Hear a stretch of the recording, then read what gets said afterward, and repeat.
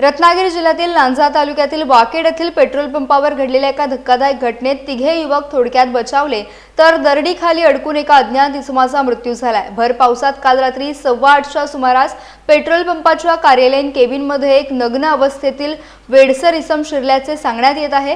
केबिनमध्ये उपस्थित असलेल्या 3 युवकांनी त्याला पाहताच घाबरून बाहेर धाव घेतली। काही क्षणातच मोठा आवाज होत केबिनवर भली मोठी दरड कोसळली। या घटनेत बिहारमधील जैद अतिकुल त्यागी, सुहेल अयूब त्यागी आणि मोहम्मद शमीन सहवेज हे तिघे युवक सुखरूप बचावलेत। मात्र केबिनमध्ये असलेला अज्ञात इसम दरडीखाली अडकला। घटनेची माहिती मिळताच पोलीस, महसूल प्रशासन आणि इतर यंत्रणा तातडीने घटनास्थळी दाखल झाल्या। राष्ट्रीय महामार्ग प्राधिकरणच्या यंत्रसामुग्रीच्या साह्याने दरड हटवण्याचे काम सुरू करण्यात आले। जवळपास 9 तास सुरू असलेल्या शोध मोहिमेनंतर पहाटे 4:30च्या सुमारास दरडीखालून अज्ञात इसमाचा मृतदेह बाहेर काढण्यात आला। या बचाव कार्यात पोलीस, महसूल विभाग, स्थानिक ग्रामस्थ आणि विविध स्वयंसेवी पथकांनी सहभाग घेतला।